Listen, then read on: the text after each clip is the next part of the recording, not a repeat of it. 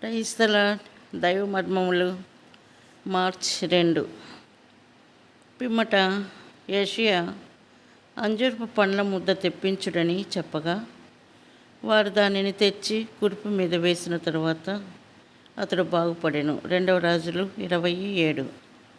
బేతనియా అను మాటకు అంజూరపు పండ్ల ఇల్లు అని అర్థము.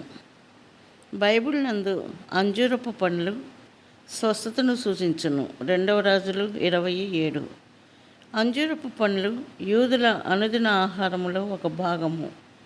1 సమూయేలు 25:18లో దావీదును సంతోషపరచి ఆయన కోపమును చల్లార్చుటకై అబీగయీలు అనేక శ్రేష్ఠ వస్తువులతో పాటు 200 అంజూరపు అడలను కూడా తీసుకుని వచ్చెను.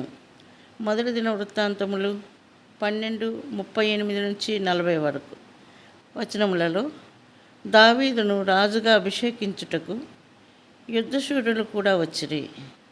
రాజ్యమంతటిలో బహు సంతోషం కలిగి ఉండెను. అప్పుడు చేయబడిన విందులో శ్రేష్టమగు పదార్థములు పానీయములుండెను.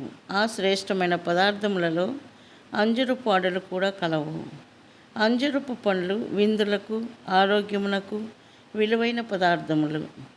అదే విధముగా బేతనియా కూడా అంజూరపు పండ్ల ఇల్లు అనగా ఆరోగ్య గృహము. ప్రభువైన యేసుక్రీస్తు మనకు నిజమైన ఆరోగ్యమునిచ్చుటకే ఈ లోకమునకు వచ్చెను.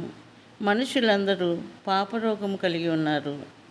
పాపరోగము మానుట అసాధ్యము. రోగములన్నిటికీ మందుల ద్వారా వేరే చికిత్స ద్వారా స్వస్థత కలుగును. కానీ పాపరోగమునకు స్వస్థత కలుగుట అసాధ్యము.